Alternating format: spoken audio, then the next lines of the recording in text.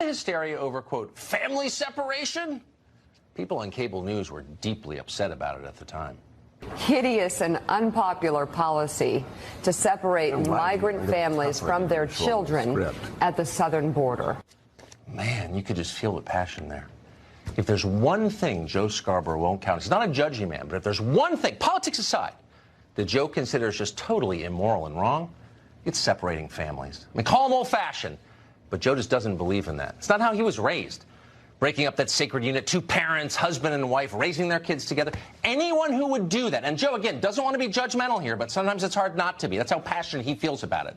Anyone who would break up and separate a family, says Joe Scarborough, is beneath contempt. The lowest of the low. Disgusting.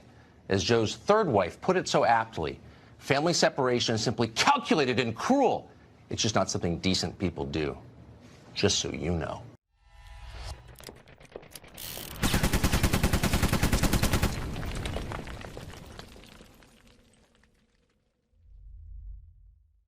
This had nothing to do with Russian collusion. It's a witch hunt. It's a disgrace. I feel badly, very badly for Paul Manafort. And he said, remember, he used to work for Bob Dole, Ronald Reagan. The way he was speaking about Paul Manafort suggests to me he's seriously thinking of a pardon.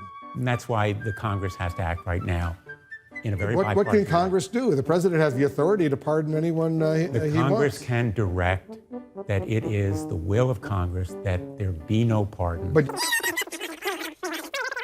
And that's why the Congress has to act right now in a very bipartisan What can Congress do? The president has the authority to pardon anyone he wants. The Congress can direct that it is the will of Congress that... Congress can direct that it is the will of Congress that...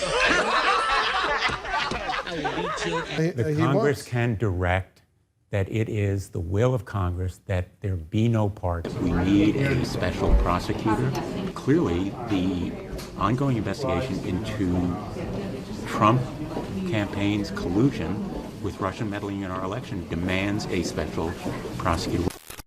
The FBI was investigating Donald Trump as a potential target of criminal wrongdoing, and the president fired the director of the FBI. It was brazen, one of the most staggering, stunning acts of a president compromising an investigation since the Saturday Night Massacre involving Richard Nixon. In fact, it was a Nixonian act and reminds us all about the importance of the rule of law, which evidently Donald Trump does not respect. Has the dismissal of Mr. Comey in any way impeded, interrupted, stopped, or negatively impacted any of the work, any investigation, or any ongoing projects at the Federal Bureau of Investigations? The work of the men and women of the FBI continues despite any changes in circumstance, any decisions. So there has been no effort to impede our investigation to date. Bottom line, if there were any question about the need for a special prosecutor, there is none now. There must be a special prosecutor.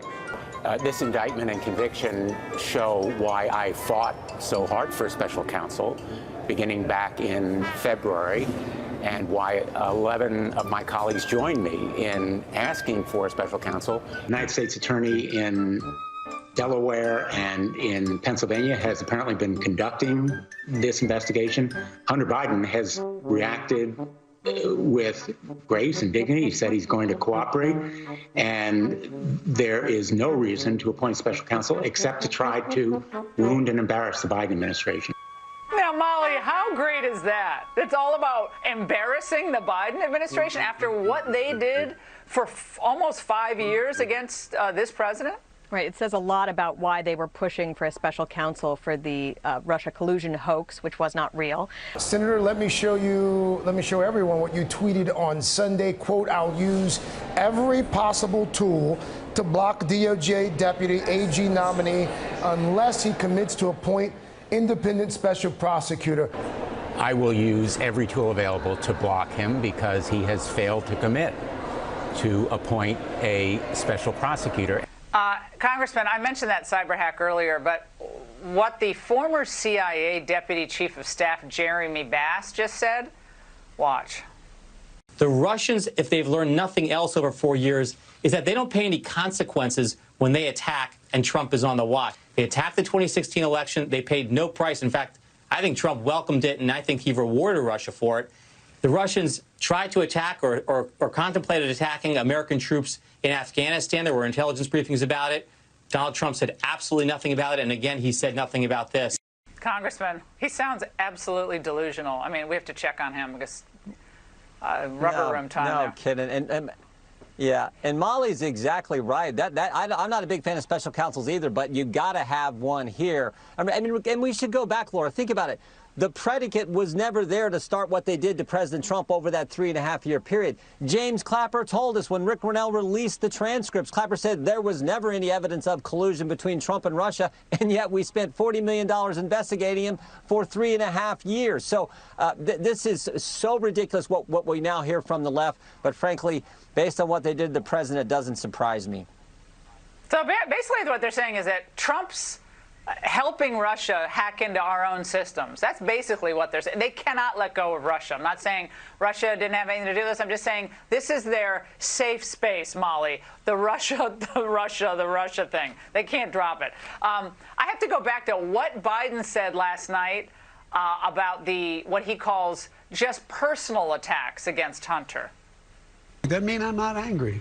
It doesn't mean I wasn't angry, and it doesn't mean if I were back in the days in high school, I wouldn't say, come here, you know, and go around. But you have to take the high road.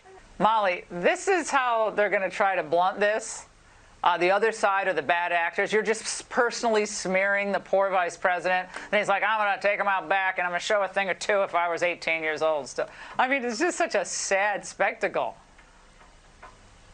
It is. And the media keep using this line that it's Republicans going after Hunter Biden. That's not the case. It is communist Chinese entities that are trying to get close to Hunter Biden because of who his father is. Any parent understands that you want to protect your children and that you don't believe they can be capable of wrongdoing. We all understand that. But essentially what Joe Biden is doing is making the case for why there needs to be an independent investigation because of his deep love and affection for his son. He's not the best, most objective analyst of his son, Hunter, who has been embroiled in all sorts of shenanigans with corrupt entities. And so if you care about foreign governments and why they're trying to get such access to the Biden family, then you have to care about this being investigated thoroughly. Congressman Molly, Laura, great to see both of you. Yeah, real quick. Yep. Oh, I'm just going to say, Laura, I would just add, we got an eyewitness. Tony Bobolinsky came forward 2 months ago, an eyewitness to how this connects to the vice president. That's important, even though the mainstream press won't cover it.